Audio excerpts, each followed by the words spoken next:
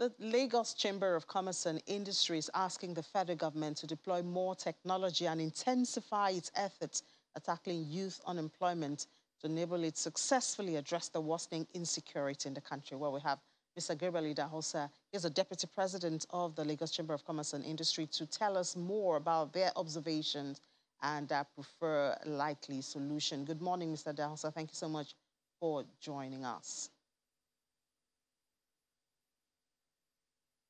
Good morning. Yeah, so LCCI is asking for the deployment of more technology, but some Nigerians are saying that perhaps we do not have the infrastructure to maintain technology in that aspect, and that should not be where to start from. How would you react to that? Well, the enhancements that we are talking about includes capacity to maintain, capacity to operate, and capacity to deploy rapidly around the country. So it all those competencies come together. You have to have equipment, you have to have the capacity to maintain, and you need the capacity to rapidly deploy. So if you have equipment in Lagos and there's something in Port Harcourt, and you cannot deploy very quickly, that equipment does not meet the purpose. So that is the whole package of equipment itself, maintenance, operational, and mobility of equipment. It all comes together. And Nigeria has some deficiencies, but we certainly can quickly upgrade. We have continued to upgrade anyway.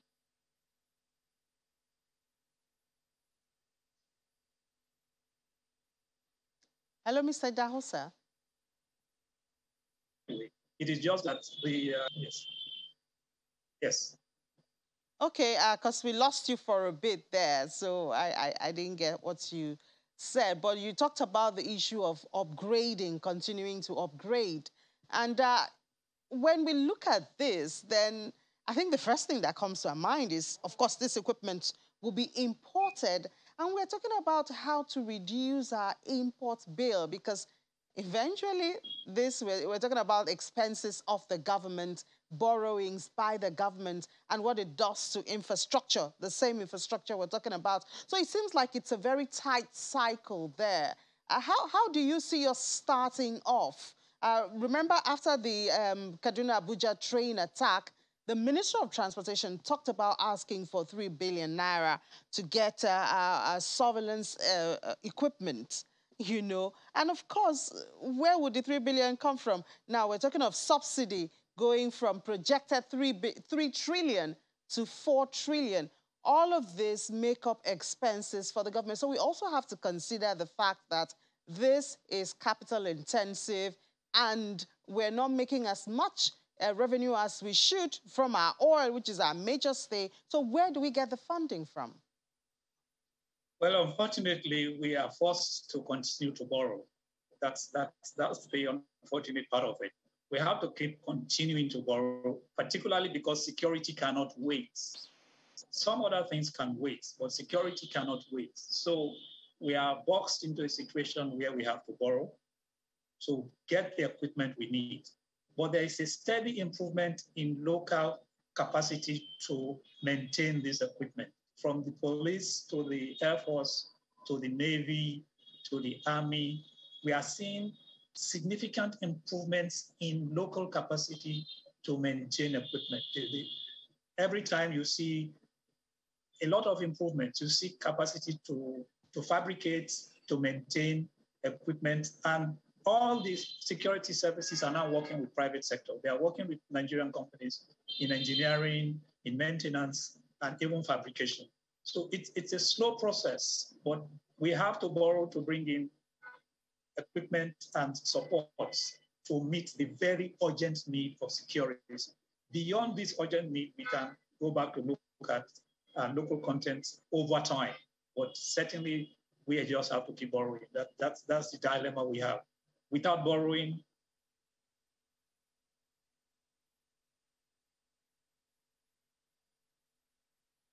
we can't meet the very urgent security until there is significant improvement.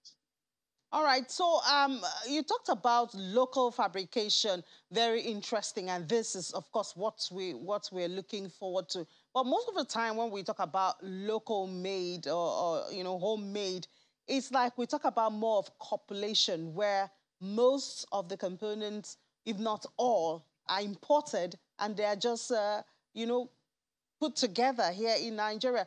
I mean, you are in Lagos Chamber of Commerce. How much capacity do we have for local manufacturing or fabrication of some of these equipments that we really need?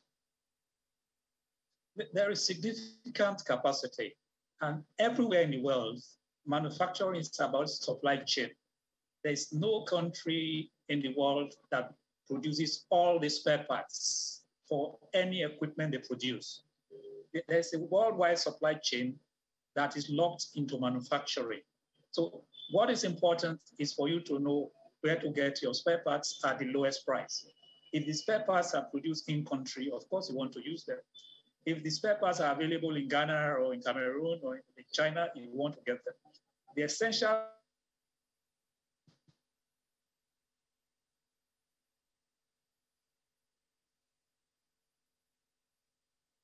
requirement is the capacity that should happen. What we require is the capacity to design and manufacture. Over time, we will backward integrate. We will reduce the amount of parts that we import, but we certainly need to manufacture and import parts where we need to import. That is certainly what most countries do in the world. There's no country that even aspires to be able to manufacture all the spare parts, all the parts in one location, because it would be very, very uneconomical. The cost of production would be extremely high and will not be competitive, because all the parts of any manufacturing process are produced by specialists who concentrate on mass production of those parts. So Nigeria will not be different. As we grow our local manufacturing capacity, that supply chain is still very important, whether in country or from countries that we can access at a reasonable price and a reasonable logistical support. What about the issue of skills development, personnel, involved in this value chain? How much of that do we have? The interesting thing is Nigeria is not short of skills. Whatever the field, we have skilled people.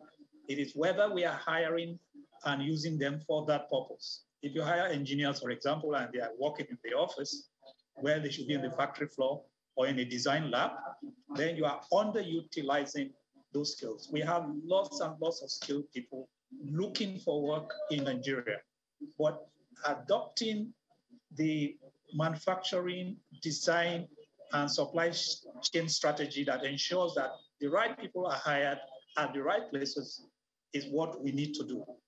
Both within and outside the country, we have Nigerians working for the largest manufacturing organizations from their homes. A lot of work is now done remotely. So you can actually hire Nigerian experts in any part of the world to be part of your manufacturing, design and manufacturing team. But it is the desire, the competence of those in charge of governance and management to pull all those resources together that we are actually talking about at the Lagos Chamber of Commerce and Industry. Okay, so as LCCI, of course, should be concerned about the issue of security because it affects every other aspect of the economy and life. Are you having conversations with the government, or what other moves are you making, towards at least sharing your thoughts, sharing your ideas about how to solve this problem? Yes, we do. We have very frequent conversations with the federal government and with the Lagos State government.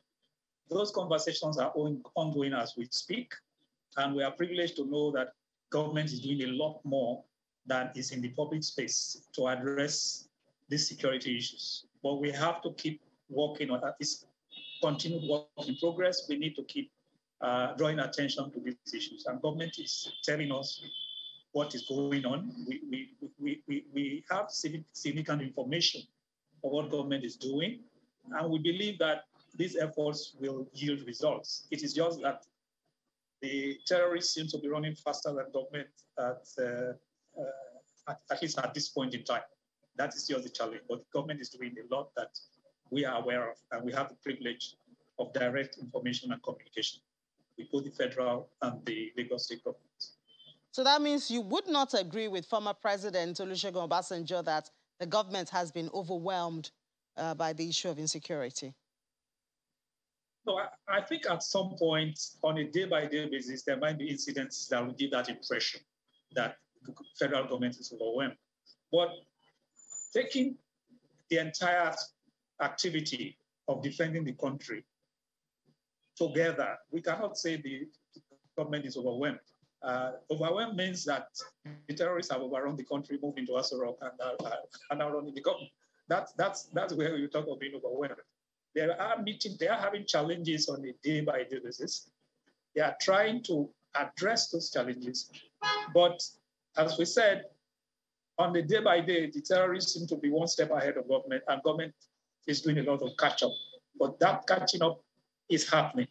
It may be right to say at some point in time, government is overwhelmed, the security forces are overwhelmed, and then you see the security forces rising to the occasion, and we see from almost on a weekly basis the security forces going forward to address the most challenging situations, while we do know that they are also working in the background to have holistic solutions. Some of these solutions take a while to manifest, but yeah, on a day-by-day basis, you can say, yeah, government is overwhelmed today. But I will not say, I don't think most Nigerians believe that the government is overwhelmed completely for all time. It's a war, so you may lose the battle today and tomorrow you win. Yeah, well, lose the battle but not lose the war, I guess. Yes. Well, yeah, you are also concerned about youth unemployment. And then we have impressions that perhaps a lot of youths in Nigeria are not as innovative and creative as they should be, or they are being laid back. So when you talk about youth unemployment and you connect it to insecurity, what from your perspective seems to be fueling, the youth unemployment in the country? Well, that is really the big picture. When the government talks of non-kinetic efforts to reduce the insecurity, that really is the big picture. Most of the young people who are recruited by the terrorists are only recruited because they are unemployed. That is that simple. Any young man that is gainfully employed has a good, interesting job that he leaves home every good day to do. It's not likely to be attracted into the forest to work for the leader of a terrorist group. So the unemployment is the big picture. It's the big picture that all governments and private sector are talking about. We need to address the rate at which we reduce unemployment. Reducing unemployment by, say, 500,000, 1 million here and there by one government project or the other is something, but it's not enough.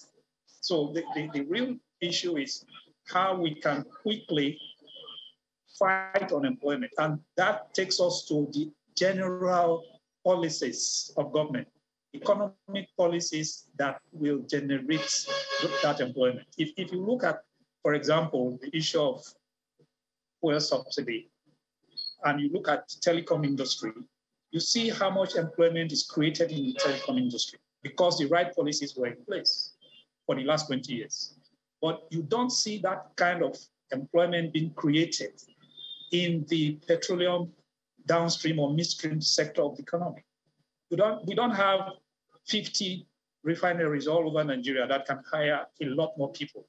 We don't have chemical companies that can hire a lot more people because the fundamental policy in that sector of our economy has not been addressed. The way it was addressed in telecom, the way it was addressed in the financial services. We have our banks all over Africa today because a few years, 10, 15 years down the road, we had a policy that transformed our banking industry. We had a policy 20 years ago that transformed our telecom industry. If we had a policy that transformed our power and oil and gas sectors in the last 10, 20 years, a lot of the unemployment you are finding now will not be there. So that's why really, not just the Lagos Chamber of Commerce, but all other business organizations of the private sector say that government must have the courage to address those fundamental policies. Why did we not have so many refineries built in Nigeria? Nigeria is very much like the Houston or the Calgary and other major oil regions of the world, which are sort of dotted with refineries, several refineries in very small areas. You can find 20 refineries and petrochemical plants in small areas, even smaller than our Niger Delta, and can create all the jobs that you want to create. But those fundamental policies need to be addressed. There's no other way you can reduce employment by one government action that creates jobs for maybe 2,000 people or 5,000 people. Right, Mr. Gabriel Idahosa. Well, thank God you say you're in talks with the government. So we do hope that when you share these thoughts with the government, that we would see it come into, implementation in the various policies. We do have a lot of policies, as you have noted, but some have said there are policies, but implementing those policies is another story. But thank you so much, Deputy President with the Lagos Chamber of Commerce and Industry, Mr. Gabriel Idahosa, for sharing your thoughts with us. Enjoy your weekend. Thank you.